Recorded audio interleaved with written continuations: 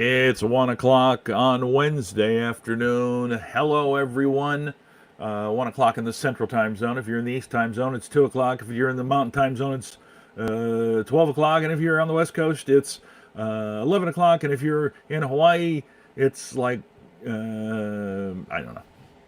Ladies and gentlemen, happy to have all of you here again with me. And we would like to introduce a gentleman that I met, probably, I'm thinking 4 years ago now. I think the first time I met you, Dan, was at Rookie's Comedy Club down in Sioux Falls. Were you at Rookie's? No, I was not. No, actually, I actually think the first time we met was in Bismarck doing 1603 main events. Well, I met you at. I know for sure that's the first time I actually shared the stage with you, but I think you came to what was the. Oh, we probably met at Wacko's actually. Yeah, that's it. That's where we met. I don't think you were emceeing that night, but you came in. Yep, because I used to hang out there quite a bit. Yeah. So anyway, ladies and gentlemen, you can find out more. He's got numerous podcasts. He's got a one-man show that you can find on Amazon Prime. You can find out a lot more about him. Dan Bublitz Jr. Good afternoon. Thank you for being here with me. Also, his website. Let me pop this up so we can get you down there. Bingo. DanBublitz.com. Very, very good. There's Wendy Mayberry. Hello, Wendy. Good to see you. Thank you very much. By the way, she's not from here. Pre-order it on iTunes right now. Do it up. Support your local entertainers. Yeah, well, and keep my day job boss doing something. All right. Well, I mean, if she I see where that plug came from. You're like, I gotta keep the boss. No, but I would plug her anyway. I've known her way longer than I worked for her, but the thing is, it's like if she doesn't survive through this and maintain that, it's not like they're gonna call me right away and say, oh, if Wendy's gone, it's like, oh yeah, well, yeah. So anyway, that's that whole deal. Right. So first of all, Dan, how are you holding up in the quarantine times? Well, for the most part, pretty good. I mean, it's been quite the Oh, there's a question from sorry, Wendy. Distracted. Already, how are you doing with corporate clients? Are they still doing? Small groups. I have not did any corporate comedy since I started doing this, or since the quarantine. In fact, all the gigs that I had scheduled have basically, in fact, yesterday, actually, the last shows that I had scheduled for May finally canceled. I mean, it was a matter of time. Yeah. I was just waiting for that to happen, and it finally did. So. Virtual comedy. Wendy, I just did his storytelling show on Wednesday, and it was a ton of fun. Yeah, I would love to have you on that, Wendy, if you're interested. I would love to have you do that because I'm doing it weekly now. But yeah, I mean, with the virtual comedy, I mean, that's the thing with comedy. Like, if you want to you have to evolve when things change. Like there's a different approach with virtual comedy. It's not live stand-up comedy. It'll never replace live stand-up comedy. There you go. Absolutely. There we go. I will booking folks on the show. That's the way to do it. That's right. Hi, Lee. How you doing?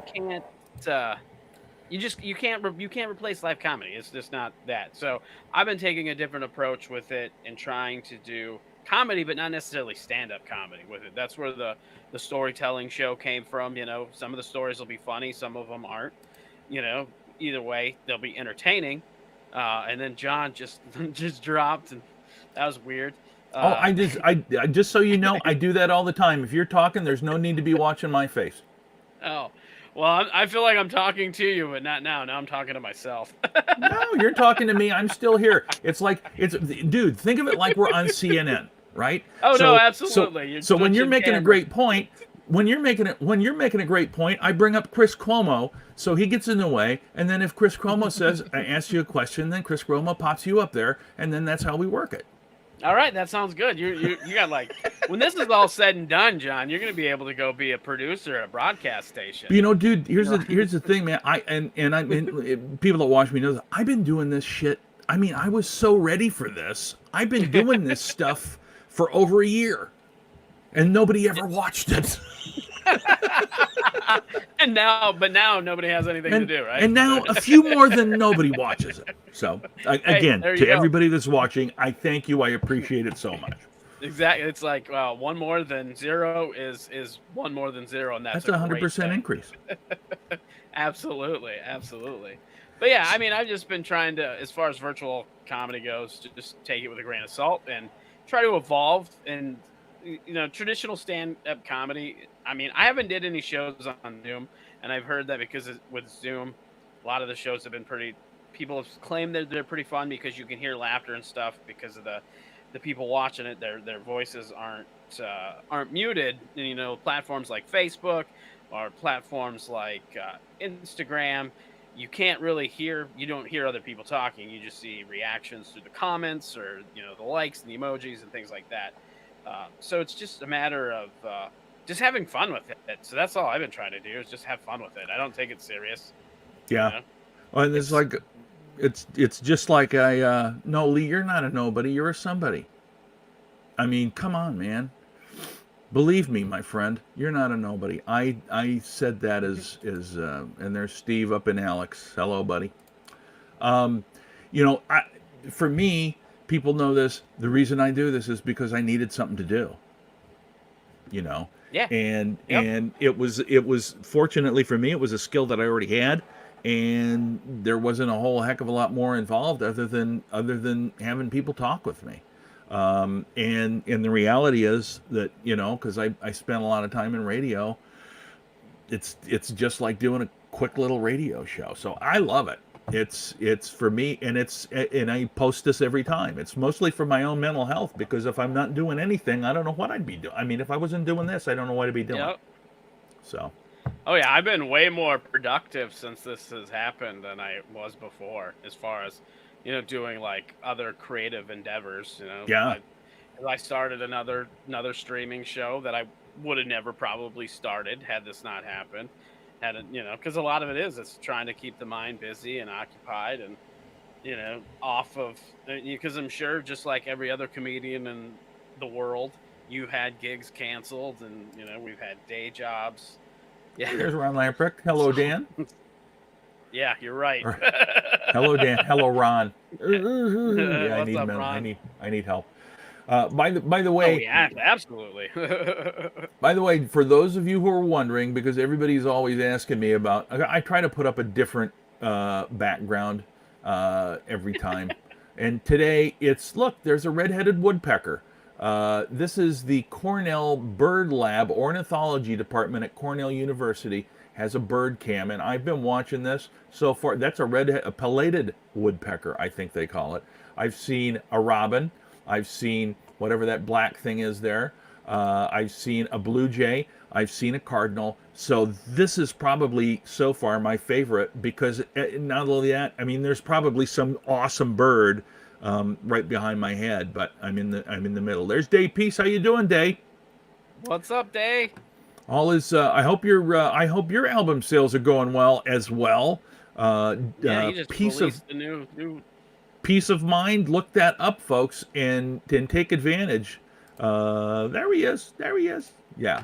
But yeah, Dave's got his album out, and I think you've only got a few left. Not to take away your time, but I just all these folks that were on with me that have things going on, I want to see if I can help them if I can for the folks that are watching. But look up Dave Peace's stuff. Yeah, it does, doesn't it? Except it's a Schwann's shirt. Schwann's. There's a story behind this shirt, Karen. Well, there's a bird on it, though. It's true. It's a Schwann. It's a Schwann. Good, buddy. Good. Yeah. Anyway, all right. So one of the things I like to ask. Your background actually looks like if you look out my window. Actually. Oh, really? You live in a cool spot like that? Well, no, not quite. I mean, just with the birds, though. We have bird feeders out in our yard, and we get a lot of different birds in there. I love No, it. we're not that cool. We're in the city, so. So when I was doing home health care, and I worked with older guys, and a lot of times it would be at their homes. Um, hey, I'm happy to see you, Mike. Thank you for looking in. I hope you're doing well, buddy. Mike's down there in Omaha. I think it's Omaha, right? Yeah. Good to see you, Mike. Um, and yep, rolling out slow. I love the fact that everybody's on here. Oh, you guys are so good to me, and to Dan too. Because Yeah. these are your fans as well. Well, they're probably your fans more than mine. I was gonna say that they're probably more friends than I think it's all fans. friends. I think it's all friends. We're not. I mean, nobody's my fan, I don't have unless they fans. need help moving furniture. That's usually the way that works. But when I Yeah. was doing home health care, I had a gentleman that I helped, and I saw him 3 times a week, and so he had a wooden thatched roof, and so he would get squirrels. I mean, it was very wooded, and so he'd get squirrels, and he didn't like the squirrels on his roof. So his way to do that, his prophylactic for keeping squirrels off the roof, was he had these big stone blocks, and he would buy this bird feed and spray it on these big stone blocks. He did it like 3 times a day. It attracted so much stuff, and Day wants to know what you're drinking there, buddy. How am I drinking? I'm not drinking beer or alcohol. It's early enough in the day that I could. I'm just drinking a little LaCroix or LaCroix or whatever you want to call it. Yeah, LaCroix. Some of that Yeah. LaCroix water. But anyway, so he would get all the birds, he would get all the squirrels, and the squirrels would go down and eat and then climb back up on it. But he didn't. And he would get ducks and turkeys, and so I just love this kind of stuff to be in the background. Anyway, Oh, I great. digress. I went on a tangent as usual. One of the things I like to ask Dan is, do you remember the last show you did before the wheels fell off everything? Yeah, actually, I think the last show that I did was my show that I do in Garrettson, South Dakota. I Oh, have yeah. a quarterly show down there that we did down there. I had KJ the comedian and Grant Winkles on that show. Oh, A nice. couple Minneapolis-based comics. Yeah. Pretty sure that was the last Hey, John. last one. It's a great venue. It's a great restaurant. It's called Oh So Good. If you're ever in Garrettson, South Dakota, go. It's like Southern comfort food. The chef Omar is amazing. But when we do our shows there, it's a dinner comedy show. So he does like a 3-course meal, and we do comedy show or whatever. So it's always really good. The food is always just so good, like 5-star food. So how far is Garrettson from Sioux Falls? From Sioux Falls, it's about 25 minutes. Oh, so okay. It's not very far from Sioux Falls. It's just outside of Sioux Falls. Yeah, awesome. Yeah. Oh my gosh. And so the crowd was good for that show. How I mean, like, was it? Do you what date was it? Do you remember? I do. It was March 13th. Yeah, So I know. It was like right as this stuff was kind of breaking. I mean, we almost Day has performed there. He's headlined there. He knows that how good the food is there. But it was just kind of when things were starting to ramp up, and that show we almost canceled it. I mean, other things were starting to cancel about that time, and we went ahead and decided to do it. We still had a pretty decent crowd. It wasn't a sellout crowd like we typically get, but it was still a good crowd. A lot of people still came out despite everything. And I think it was kind of, they kind of knew it was going to be their last chance to go see some live entertainment for a while. Yeah. And that, so people went out to it. So the crowd was good. The show was good. Food was good. Overall, it was great. Yeah. So isn't it odd when you think about it? I mean, that's literally almost just 1 month ago. Doesn't it seem like way longer than a month? Oh, it does, especially now that, because I had a lot of stuff coming up. I was finally, comedy was really starting to pick up for me, and I had a lot of stuff booked all the way through middle of May, into June. I had a dry bar comedy special set to Yeah, that's tape awesome. and like all this stuff. So it's crazy to think that all that stuff was a go a month ago, and then just now schedule's completely clear. Yeah, the wheels come off when they come off. So you started. Yeah. So you started, or you're originally not from Sioux Falls, but that's kind of where you started in comedy. Is that correct? Yeah, I did. Well, because that was really the only place there was comedy for the longest time. Because I started doing comedy. I've been doing comedy almost 10 years now. Okay. It'll be 10 years in September. And at the time, I lived in Watertown, South Dakota, which is like 90-ish miles north of Yep. Sioux Falls, uh, directly north. And there wasn't any comedy where I was at. I mean, they kind of had a club there once in a while, and I think Funny Business kind of booked it. Um, but when I started, I don't think they were doing comedy by that time. I think by that time, it wasn't a thing anymore. So I started at Sioux Falls. That's where I went and did my first open mic, and then from there, I started kind of doing my own shows up in Watertown to produce my own stage time, and then I Yeah. moved out to California. How long are we in California? Just about 5 years. Okay. And you were Mhm. down. You were down there. There's Kyle Yamada. How you doing, Kyle? Good to see you, my friend. Um, you were down. Were you more? Because I know you were involved in some comedy festivals out there as well. Because you've developed a number of comedy festivals, right? I have, yeah. So when I was in San Diego, I started kind of producing shows and working with a good friend, Brandon Young, who's another comic and really good comic and really great guy. We started producing shows, and we started kind of talking about producing a festival in San Diego. And we knew that one of the clubs was kind of working on developing a festival. So instead of starting our own and competing, we just, kind of talked to them to see where they were. And we ended up just kind of taking the reins from them and running their festival. And That then he did it. He helped for a couple years, and then he decided he wanted to step away from it. And then I continued to run it, and I ran it in total. I was with them for like 5 years, wow, that's awesome. running the San Diego Comedy Festival. And then I you've think they're also going into year 7 now. yeah, and then you've also been a part of the Snow Jam or the is it the Snow Yep. Jam or Snow Jam. Yep. Snow Jam Comedy Festival. That's another comedy festival that I helped create and produce. I do that along with, we had Timmy Williams was one of the co-creators, and yep. Nathan Holtz was another one. The three of us kind of created it and kind of got it going. And then Luke Johnson came on as a producer. And that's one that we do where we raise money for Special Olympics, South Dakota. So all the net proceeds that we make from the festival get donated to Special Olympics. So it's a Ve- great little thing that we got going on there. Very good And cause. it's And been then growing and growing every year. So yeah, and then you've got even another one, the Paul Bunyan that's over in Michigan, right? well, no, not anymore. I did. I did that for a Oh, couple years. And that was another one that I started with my friend Brandon, who I worked on we worked on the San Diego Festival together. He's originally from Michigan, and he had moved back to Michigan for a while.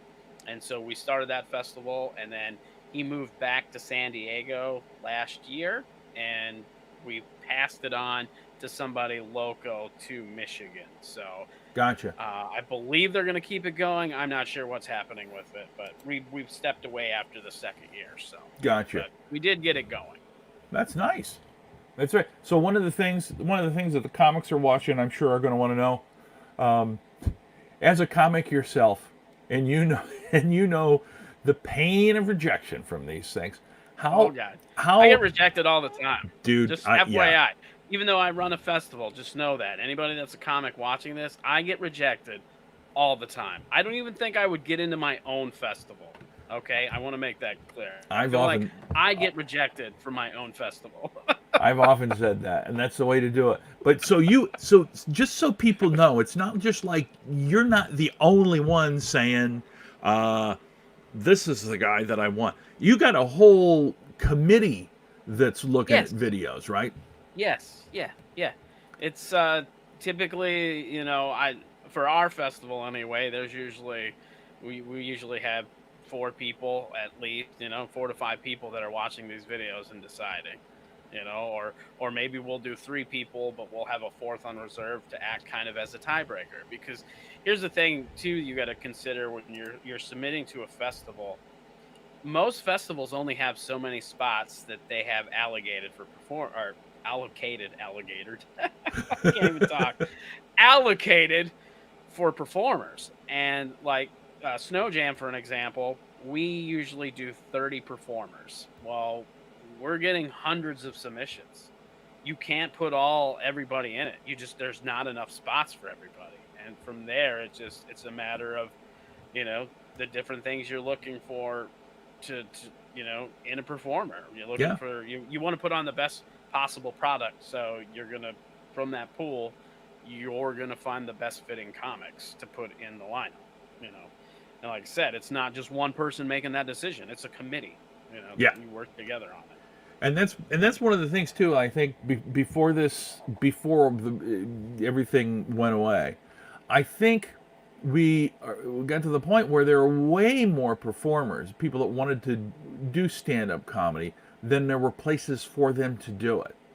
Oh, absolutely. And as the number of comedy clubs started to decrease, because there were a lot of, when I started, there were a lot still.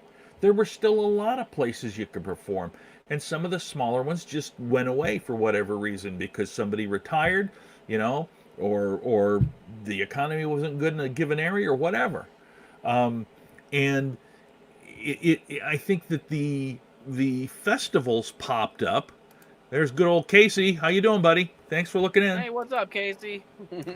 But I think festivals became a little bit more prominent, because they gave people a place to do a show, at least, and a more prominent show. In a lot of times, places where there wasn't any comedy going on at all.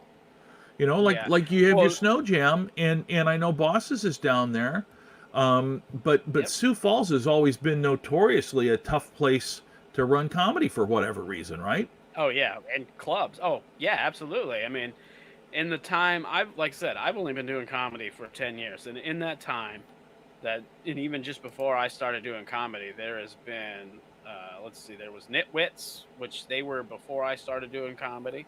And then you had Fat Daddies, and then Rookies, then Wackos, and now you have Bosses Comedy Club. That's 5 comedy clubs in just over 10 years. So that means every 2 years, a comedy club closes and another one opens, essentially. And that's comedy clubs. That's not counting, some of the independent shows and stuff that pop up and things like that. Because there are some independent, and comedy's really started to boom in Sioux Falls now. Prior to this, there was, because they had, quite a few venues where they were doing open mics and independent shows and stuff like that. So I always, every time I went to Sioux Falls, I always had a good time there. There's no question that the crowds in Sioux Falls that come to comedy shows are good. No question about absolutely. that. It's just why they can't, it's getting them there. If you get a crowd there, it'll be a good crowd. It's the matter of getting the crowd there. That's the difficult part. Absolutely. Nobody's figured out that mystery yet. Absolutely. The secret to that. Yeah. So let's talk a little bit about some of the projects that you've done, because you really do a lot of different things creatively. I know you. Yeah. Well, yeah, but trying is over half the effort, right? I don't think I said that right, but whatever. I'll agree with it. I don't know. It's not like I'm Larry King or something. I don't got any suspenders. So you've written some poetry. You've got a one-man show that you recorded, and if people would like to watch that, that's up on Amazon Prime, right? Yep, it's available on Amazon Prime. It's also available on YouTube. So okay. Either way, because it's there. So it's also available as an album as well, like an audio album. So tell us a little bit about what went into producing that one-man show, because it was I mean, a lot of people are going, yeah, we just stick up a camera and shoot it, but that's not what you did, right? I mean, it was a little bit more involved than that, right? No. That because it took me, if you count, so the one man show, it was supposed to be a love story, and it's about a relationship.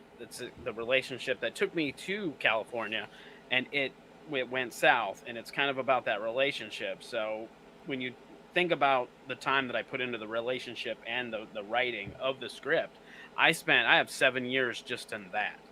Wow. So it was a long process because it took me about 3 years to finally to write it, to get the script finished, and a lot of it came in chunks where like after the breakup, because I've always written poetry even since I was like in middle school, and after the breakup, I started writing a little bit of poetry here and there, and then kind of quit writing poetry, and then I started kind of writing the script after another comic friend suggested that.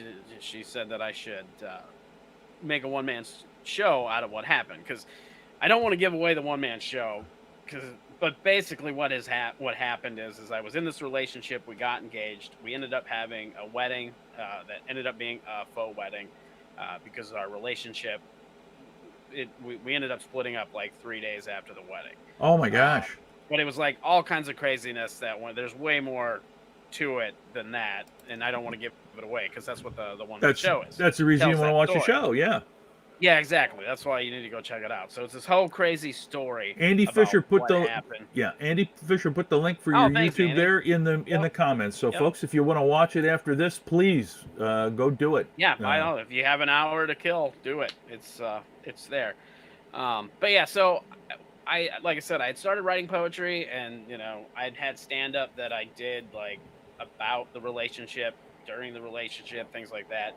And I ended up kind of starting a script after, when I was telling this to a friend what happened, and she said you should make this a one-man story. That story's crazy. Like that doesn't happen. It's an interesting story. And so I started kind of developing the script, and then I took a break from it, and I would go back, and then I realized that I had already written it through the fact that I had a bunch of poetry already written about the relationship, and all the comedy that I had already written. And it was a matter of just formatting it together into a script and into a story. And so then I did that. And then after I got, my drafts done, I had people do some readings with me, which was really just me reading it. Yep. And them giving me notes on it. And then she's comparing you to Larry David. I'll take it. Absolutely. Hi, Carol. Thanks for looking in. Yeah, I'll take it.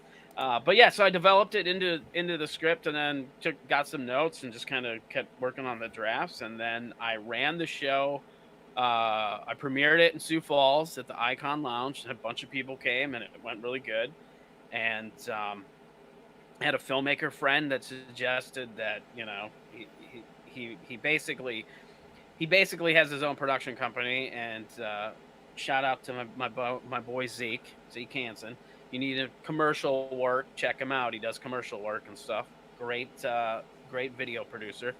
But anyway, he approached me about filming it, and so then I took the show on the road for a little bit, like most people do with stand up and stuff, and just got it worked out and did some more editing and got it to where I wanted it. And then when I felt like I was ready, we ended up filming it in Watertown, South Dakota, at the Goss Opera House. So. That sounds like a cool place to do a show. No, it absolutely is. And now it's going to be even better to do shows there because since I did my show there, not long after I did my show, it actually closed because of funding and this and that. And then people in the community got together and they started a nonprofit, which now owns the Goss Opera House, and they've been renovating it even more. They got grants and they put on a new roof. They're putting in a new audio system and like all kinds of great stuff going on there. So eventually when, all this is over and we can start doing live performances again, they're going to bring in some great shows there. It's going to be a great venue for Watertown. That'll be but good. But it was great. I would say that'll be good for Watertown because it absolutely will be. One of the shows that they did, the closest show I did to Watertown was, the address was Watertown, but it really wasn't. You know the one I'm talking about, out at the lake? in the barn, in the roof of the barn. You ever done that one? Oh, that's not even close to Watertown. It isn't? That's over. No, you're talking about Lake Byron, right? That's over. Oh yeah. That's over in Huron. That's actually where I grew up. Is Huron. Oh, okay. Yeah, Andy Gross is the guy that owns the Yeah, what you're that's talking right. about. Yeah, The yeah, the, I know. the barn on the hill or whatever it is. Yeah, yep, Yeah. barn on Well, the hill. that's Goss still barn that's on the hill. still that's the closest I ever Yep. did a show to Watertown, I guess. Which was not close at Not all. close. Actually, you did a show closer to that because you did. What is it? Is it Corsica? Is that the name of that town? Or Corson? The lake? Corona. Shady Beach. Corona, yeah. Corona. There we go. Corona. Shady Beach is actually close to Watertown, somewhat close. Oh, it's okay. like 45 minutes. Oh, to an well, hour yeah. From there. So. But yeah. I was. Hey, let's be safe. I was in South Dakota. I got that part right. You're right. Exactly. You did. You know, you did. It's not funny like- because the reason that show started out there at the barn was because I did a show in Huron, and I brought a friend he's a really good comic, Spencer James, headlined, and Andy, who owns the Goss barn, was there, and then he hit Spencer up about doing a show there, and so then Spencer did a show, and then he put him in contact with the people that were booking it, which I think was Stabo. Yeah, and I so think that's still is. Yeah. Yeah, well, I don't know that they're doing comedy there anymore. Honestly, I don't. Oh. I don't know.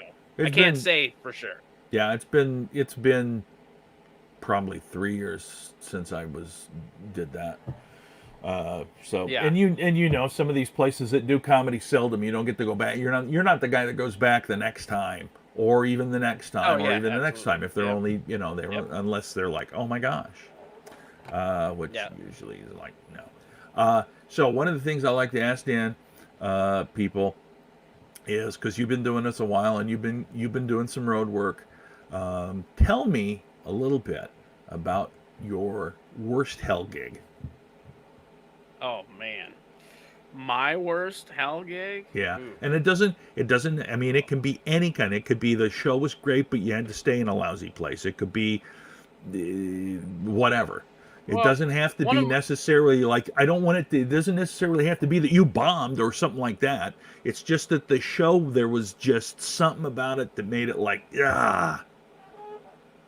Well, for me, I mean, I've had a lot of bombs since I started doing comedy, but a good show for this would be the very first road gig that I ever did. We did, my friend Spencer James, actually, that's kind of how we met and kind of became friends, is he got booked to do a show and I want to say it was like Beaverton or Beaver Creek, North Dakota, or wait, I forget the name of the town, but the venue was the Beaver Creek Lodge. Or something I know where you're talking about. I can't think of the name. I know where you're talking about because I did a show next door to it. Okay, well, yeah. So there's this little town. It's not even a very big town. It's like right on the border, I think, of South Dakota, North Dakota, kind of in the middle there, whatever. But anyway, he was flying into Sioux Falls, and so he basically was booking. He needed to book a comic to Mark. I know, Mark. Beaver. That's right. That is literally the name of the venue. The Beaver. He loves the Beaver Lodge. Good God. Beaver Lodge. But he really just was booking. He wanted to book somebody, not necessarily to open for him. That was part of the deal. But he was more looking for somebody to drive him there. So I had to, pick him up from Sioux Falls, drive like 4 hours to this gig, do the gig, and then drive him back to Sioux Falls so we could get back, fly out or whatever. And have you done a show? How about you? Yeah, I'm sure I've definitely performed under the weather. I don't necessarily, not like super sick, but I've definitely. The one that I did, Carol, and I talked about this a little bit yesterday. I worked at Laugh Camp, and I had lost my voice. Literally, I was talking like this, and I couldn't do anything. But I'm like, I don't want to. to cancel because I need the money, right? And Yep. and so I get up and I do the show on Friday, and I apologize before I even start because it's like, you guys know that I can't talk, and just imagine, you mean, because you've seen me, and I do an impersonation of Jesse Ventura. Just imagine trying to do Jesse Ventura like this, puking. It was the worst, and I just felt so That's bad, funny. so bad. Mark's got great advice too for comics. Buy a new car. It's very accurate. If you have a car, you'll get more gigs than you think. Oh, that than you part's realize. true. So surprisingly enough, there are a lot of headliners out there that can't drive for various reasons. Yeah. Well, I was talking with Kevin Kramus from over in Michigan, and there's a really, and I don't want to say his name because I don't want to be disrespectful, but very funny man from Michigan who couldn't drive the car. And it wasn't in Mark, it wasn't a Dewey. It was that he just couldn't drive the car, and he always had somebody driving, and the payment was always a guest set. And I know for a fact that Mark down at Goonies was like, I'm not doing that, you know. But that's but that's happened many times. That's one of the reasons that Mark doesn't like to do guest sets at Goonies, is because there's this kind of stuff where it's like, it's somebody that drove him that shouldn't be on stage. Oh yeah, absolutely. And that's kind of how it was in this situation. I mean, I'd met Spencer one time before this. I got recommended because basically anybody that was good wasn't available. Gotcha. Essentially, that's what it boiled down to. But I had met him one time before at a show, and we barely talked, but he was really funny or whatever. And I was available, and it paid decent because I was basically just getting paid to drive, and then I got like a 10-minute guest set opening. Yeah. And for me being new and barely into comedy, this was a great experience. So I was like, hell yeah, I'll do this. So I go to Sioux Falls, and at this time I'm living in Watertown. So I drive to Sioux Falls, which is like an hour and a half, pick him up. We drive to the place, and we get there. We got to get checked into the hotel room. And I did a rookie mistake, and my my girlfriend at the time wanted to come with. And so I brought my girlfriend, which that was kind of a dumb mistake because I didn't realize how the hotel situation was going to work. Oh, we were supposed to share a room. Luckily, the people that owned the lodge owned the hotel, so we were able to get separate rooms or whatever. But that was kind of a mistake on my part.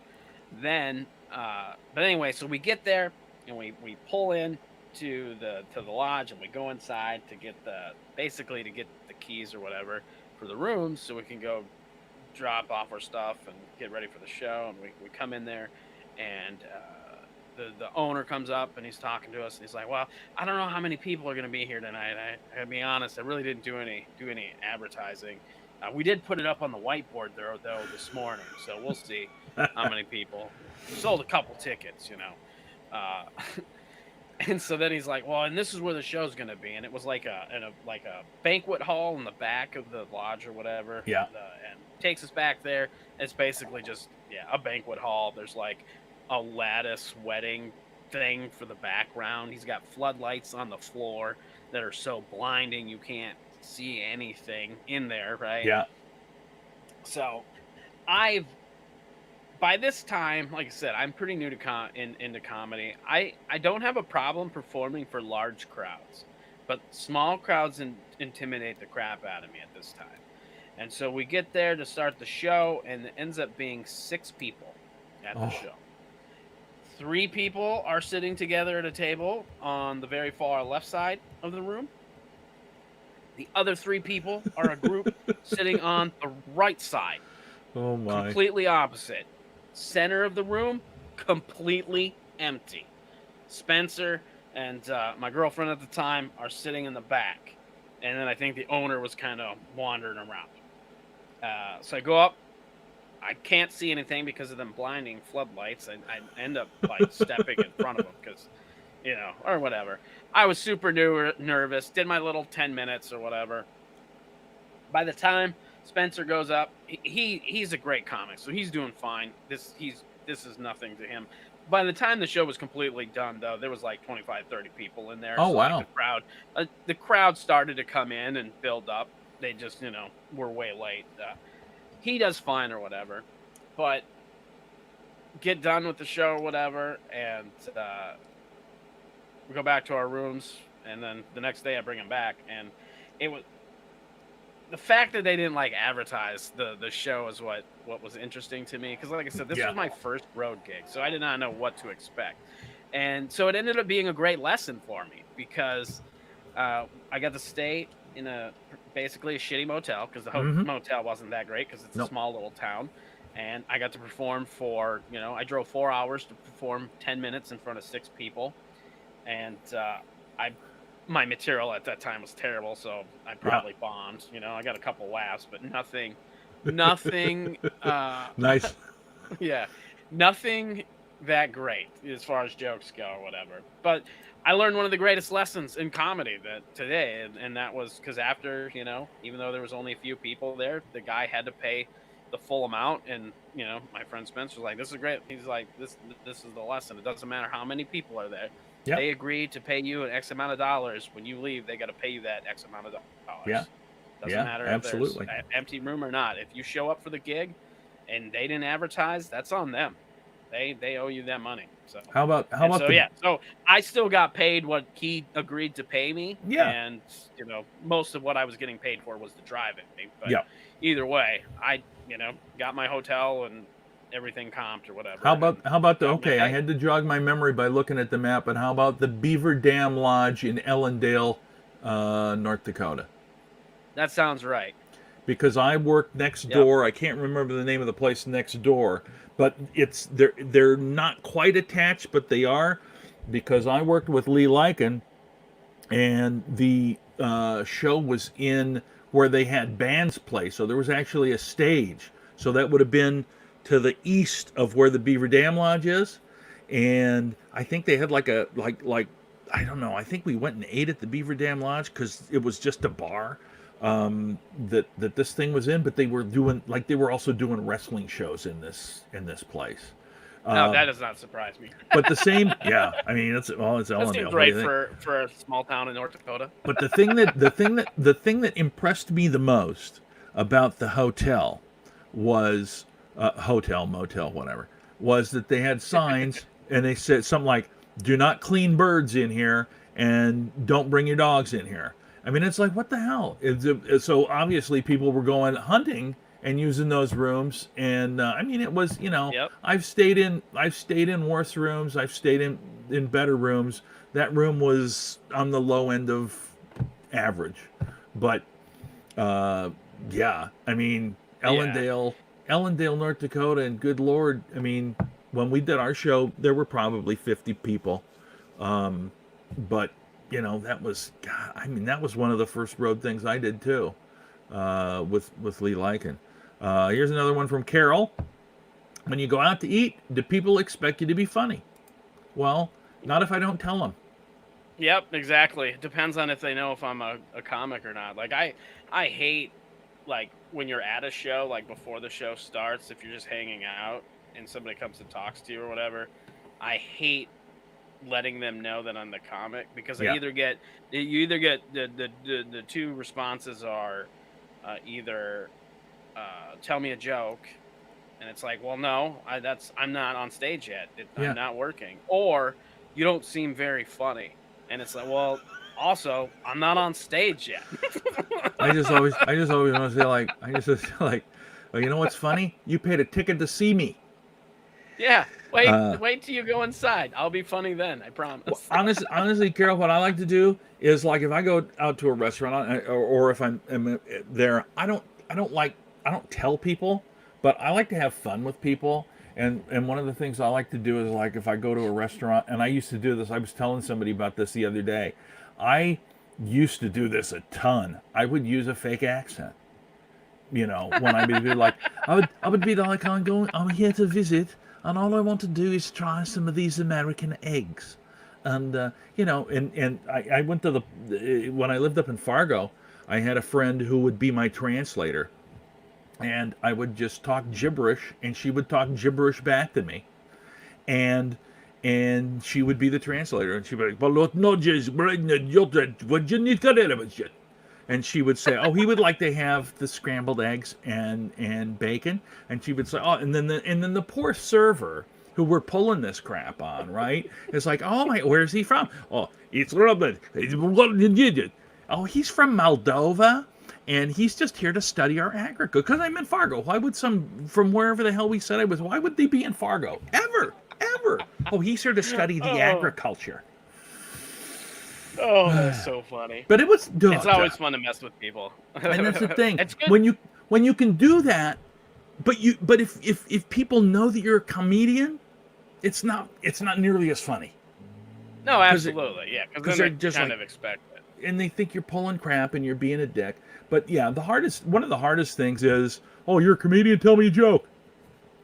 Doesn't work that way, you know. And then people get offended. Depending on, for me, sometimes if depending on the mood, sometimes I'll do like a quick one-liner or something, just to be like, "Hey, see, there's proof that I can be funny." Yeah. But like, if I'm out like with other comics, that's when like we mess around, and it may come up that we're comedians, but we're not trying to necessarily be funny because we're trying to put on a show. That's just how we are. Yeah. An example of that is I went out to dinner with Nathan Holtz. He was up here, and he and I and Wayne went out for lunch, and there was a lot of craziness going on at our table. And so we felt like we had to explain ourselves and be like, "Don't mind us, server. Bear with us. We're comedians. We're not trying to be assholes." You know what I mean? And that's, oh my God, dude, how much fun it was more of a self-defense. Yeah, dude. But long before I ever did comedy, though, I did this kind of stuff, right? Like when I worked at the radio station in Rochester, I had a group of guys, and we all went to lunch once a week. We went to lunch every Wednesday, and one Wednesday we went to the Red Lobster. I know that's everybody's idea of high class seafood, but we went to the Red Lobster. And we got into this thing, and there was some woman that just kept looking at our table. And so one of the guys says, "She keeps looking at us." And I said, "Well, she's going to have something to look at." And so I launch into this big high voice like this, and, you know, "What are you looking at that?" And so I go, "Why are you looking at that woman? You're a married man. She's a married woman. You know, this is," and so I fired a guy at the Red Lobster that I had no authority to fire, and the lady and everybody, because I was loud about it. But that's fun. That's the fun part. Oh, Wendy Weiner, yeah, perfect. Oh gosh, well, we talked about a hell gig, Dan. Tell me about the absolute best gig, best memory doing comedy that you've ever had. Up to this point, obviously. Up to this point. Well, it would have probably been April 3rd. Dry bar. Of this last year when I did the dry bar. Yeah. I mean, I don't know. It's hard to like narrow it down. Like, I've had a lot of great experiences. Like, honestly, this is not... Jenny, that's not true. That's funny. Whatever. She's a funny lady. Go follow her. Too. Go check out her comedy. I love Jenny. But I mean, I've had like, because honestly, like, I started comedy way late in life. I'm a lot older than I look, and I started comedy way later than most people do. And being from a small town in the Midwest, you know, small town in South Dakota, like, comedy's not something I ever thought I was going to do. You know, as a younger person, it was something I always kind of wanted to do, but just the whole idea of it being a thing that I could do was just not there. And so I think about this a lot, because I think about all the different things that I've done and people that I've worked with and people that I've met. And I remember watching some of these people on TV, and it's like, oh my God, I'm in the same room. You know, like when I lived out in California, you know, we produced a show with Dana Carvey. And I got to talk. I opened for Dana Carvey, and also got to hang out with him in the green room and meet his family and things cool. Like that. Like, all these surreal moments that have happened. You know, like another time I had to follow Arsenio Hall at the Ice House. You know, so there's like all these little things that have happened that are so surreal to me. It's like, real, this just happened. What is this life? Where am I? Like, I don't even understand this. Yeah. Gosh. But So when you now, I don't know about you, like when initially when I would do that with somebody that was well known, or somebody that like with Wild Bill Bauer up here, that I actually remember seeing him on, Evening at the Improv and that kind of stuff. Were you starstruck at all when you first started meeting like Dana Carvey or these guys? a little bit. I mean, by the time that I worked with Dana Carvey, I had worked with other celebrities, so like, it wasn't, by that time, it's kind of like, okay, these guys are just people. Like, I quickly learned that Yep. they're just people too, so it's not like, so it was easier to kind of control it, but still at the same time, it's like, it's Dana fucking Carvey, and I loved Yeah. him on Saturday Night Live. He's like one of my favorite people, and now here I am, you know what I mean? Uh, so sometimes, yeah, it's hard to not be a fanboy. Like, even on my podcast, I had somebody that I had Alonzo Bowden on my podcast Oh, wow. over the phone, and he's one of my favorite comics too. I loved him when he was on Last Comic Standing, and because before I did comedy, I was a big fan of comedy. Like, I Yeah. watched, Comedy Central all the time. I watched Last Comic Standing. I love that kind of stuff, and and then here I am having a conversation with him over the phone, and I got a little nervous and fanboy, and Oh, it yeah. showed. It showed in the conversation too that I was hella nervous about it.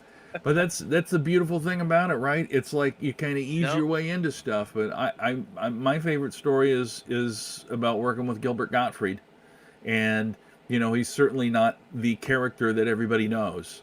Oh, So absolutely. I'm sure after not. we get Like, done, well, that's yeah, and after we get done working the show, I get in line to because I want to buy a book from him and have him sign it. And I just tell him, Gilbert, it was great to work with you this week. It was truly a treat. One of the coolest things ever in my life. And he goes, "Oh, that's very nice," in his backstage voice to me, right? And I'm like, "Well, you don't have to cry about it." And then he says, "Get out of the fucking way. I'm trying to make a buck." And so it's like we had that little moment where it was like, and then he's right back into character again, which I still, to me, that's that's my favorite all time. I mean, I've like you, I've been fortunate. I got to work with a lot of different guys, but that part was the funnest for me. Oh yeah, so it's the little things like Mr. that. Yeah, I had appetizers with Dustin Diamond from Saved by the Bell. Oh, yeah. At Applebee's one time. You know what I mean? Like, and to think about that, like, in that moment, that it's like, I'm here having appetizers with a group of people and Dustin Diamond after a show. I watched I watched Saved by the Bell as a kid, and it's just like, what Yeah. is this life? It's a good thing you didn't piss him Where off. He am I? could have stabbed you. Yeah, exactly. Oh I was my a couple gosh. people down. He would have had to get through some people to get to me. So Absolutely. Absolutely. So is your now I was going to ask you this before. So I know you recently moved to Minneapolis, right? Like within Yep. the last year or so. Actually, it'll be a year this month. Oh, this month. Yeah, we moved Okay, here see, that's last April. Here's Yep. the thing: the older you get, the more you just really don't know what time is. I got no Right? idea. Well, No concept. and But I was gonna ask you. So now, like, I know, and I've seen some of the posts that you've had up on Facebook and social media. So you got your stimulus check today? I did. It was deposited in my account today. Congratulations. Yeah. I'm assuming you don't have U.S. Bank, because U.S. Bank will not even allow me to go in and look now. Oh, that's crazy. No, It's definitely don't have U.S. Bank. I think the number of checks, because my son, I know, got one, and I know Mark Poulos did as well. Yeah, we are glad you're here, Dan. Oh, Absolutely. thanks, Karen. Uh, Oh, you're a sweetheart. She I is. love Karen. Karen's awesome. Karen's going to be on with me next week, I think, or maybe 2 weeks. I Oh, don't know. But sweet. Karen's going to be on with me too, and that'll be fun as well. But so, and did you? Because I've been having problems with unemployment, I'm in the system. I haven't had any issues with that. Oh, so you're okay with it? My unemployment was pretty quick to fill out. Oh, good for you. Yeah, I mean, it was pretty easy. But you're getting that now too? Yep. Awesome. I've got it 2 weeks in a row now. Oh, good for you. Yeah, good. it was. I was just saying. I was just gonna say, despite moving here, like that was kind of a pain. Yeah. Because living in another state, I had to do a couple extra things, but for the most part, it went pretty easy. Good. Very good. Well, and I know you were watching yesterday on the shave down, get down, post quarantine. What the hell is it? Hair Olympics. Did you enter? No, not yet. No, honestly, I'm going to run that he wasn't underneath. sure about the date. And we don't. So here's the thing. We don't know what the date is. I realize that. No, he said something about May and sometime in May or whatever, and that's where I was originally. It was funny because I was like, I was supposed to be in Nevada working at Laughlin. Laughlin, and yeah. then after Edgewater? right after Edgewater, yeah, I was supposed to be at Edgewater, and then like right after you guys got done broadcasting, I looked at my email and I got an email saying it was canceled. So and that was my last scheduled stuff. So. Gotcha. So if you're a comic, Mark Polis and I and Joe Cocazello and he did a little cameo and Mike Fink from Peak Entertainment. The shave down, get down, post quarantine Hair Olympics is right down there on the bottom, running across the screen there. If you're a comic, we just want you to send a picture of yourself right now, and the idea is that we. Make some crazy transformation or something, and you can either let your hair grow, let your beard grow, or maybe you look like me now and you shave your head before the thing and go. And it's just, we don't know what. I mean, it's kind of nebulous, so I know it makes it hard, but we want everybody to sign up because ultimately at the end, when we can do something, we don't know when it's going to be, but when we can do something, we want all the comics to get together. And that's one of the cool things about this. Mike has told me a lot of guys that he's like, oh God, that guy's really interesting. I'd like to find some work for him. Mike's got a lot of venues that he books, and he also books Alaska. So if one of your dreams is you'd like to go up and work in Alaska, you should actually send in and put Hair Olympics in your subject. Mike must be watching, actually. Well, he may or may not be. I don't know. Oops, I missed the comments. He just commented there he about... There he is. Said Perfect. Your buddy did a good job up in Alaska. There you go. I feel like you're taking stabs at me. You're like, enter the Hair Olympics, and I'm like, what hair to enter? Yeah, you're out. You're out. You're being very insensitive, John. There you go, Karen. Come up with something, Karen, and put it on there. Write it down. Send it to Mike, because we honestly, it's going to be an opportunity to do up to 10 minutes of material about being quarantined. And it can have to do with whatever look you have or whatever. So we want you to really participate in this if you would like to. And again, this is just going to be an opportunity. Even if you don't get work, even if you don't get to go to Alaska, Mike's got plenty of other stuff. It's going to be some of the first stage time you can get. And it's a good writing challenge too. If the material, if the material needs to be based on kind of being quarantined and stuff, it's good. Absolutely. Good for writing. Absolutely. Good writing challenge. All right, so remember that, and there it is, info@peakmn.com. Send it there. And I'm going to put Dan's back up here, so we'll get your website up there. Folks, we want to make sure that you check out danbublitz.com. He's got his social handle right up there under his picture. That's right. So please make sure, and somewhere in the comments, Andy Fisher has posted his one-man show link, so you can go and look at that and see what Dan's done. He's very active and really generates a lot of content. Dan, go ahead. Oh, can I plug a couple things quick? You plug? Oh yeah, please plug whatever you want to plug. Yeah, if you enjoyed it, I do have a podcast that comes out on Tuesdays called The Art of Bombing. where I talk to performers, not mostly comedians, but sometimes I have other types of performers on there about performing and what they've learned from it to get better at their craft. There's 129 episodes available out there, and you can find that at artofbombingpod.com or iTunes or Stitcher or wherever you get the podcast. It's out there. If you're into comedy and comedy albums, I do have a Patreon as well where I have 3 unreleased comedy albums available, and that's at the $5 tier, and that's at patreon.com/Dan Bublitz Jr. So, All right.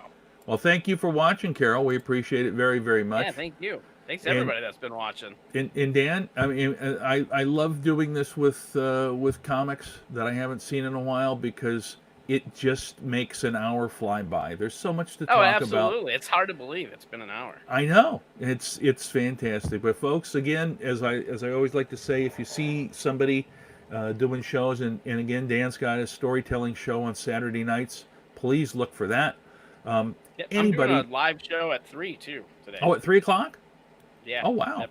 Cool. A music friend of mine, we have a little comedy improv music thing that we've been trying to do live, but we haven't been able to get it worked out to do it live. So we're gonna mess around with it on the internet today. Well, put it when you get done here, go ahead and put a link in this conversation. All right, we'll do that. So people can check that out. My encouragement is always, if you see somebody doing a live anything, well, other than selling stuff, but if it's a virtual open mic, if it's somebody doing an acoustic performance or any kind of musical performance, kind of a talk show like this, whatever it may be, please stop, give it a little bit of a look, give it a like, let people know that they're connecting with you. Share it. Yeah, because that's the big thing. We just wanna make sure that we're still connected with our friends, and with people that are not necessarily our friends but have an interest in us, and that's what I'm trying to do with this, other than keeping myself out of bed. You're doing a great job, by the way, John. Well, I appreciate it so much, Dan, and I appreciate you having the wherewithal to stay here with me. Where did you notice I had to change backgrounds? I did notice that. Yeah. So what happened was the Cornell University bird feeder camera went down for some reason, so I switched us to the Osprey cam, and this is in somewhere in Maryland. Oh, I like how you have moving backgrounds. I'm over here being all unoriginal with my red curtain. Hey, the red curtain. I'm a comedy guy. Here's the beautiful thing about the red curtain. If you put the red curtain up, it doesn't look like you're missing some mittens. You have extra little stuff in there. I thought about getting a green screen. I've been thinking about that, but totally worth it, and we can talk about that afterward too. Karen, thank you so much. Oh, you're too kind, and you'll be on with me, and you can praise me when I have you on. What the hell? Yeah, Karen. Right now it's my time to praise John. Yeah, you'll have your own time. Oh my God! This is my time to give him compliments. That's right. That's right. You guys, thank you so much for watching. I appreciate it more than you know, and want you guys all to yeah, Karen, you can laugh. You'll have your chance. Really appreciate you guys. Tomorrow I got a fantastic comic. He's from Des Moines, Iowa. Bill Blank. He's been headlining for years, and I'm fortunate enough to have him on and talk with me tomorrow. So we'll look forward to that. That'll be at 1 o'clock. No more shows for me today, so I think I'm going to go take a nap. You guys, thanks so much. Stay safe, and we'll see you tomorrow.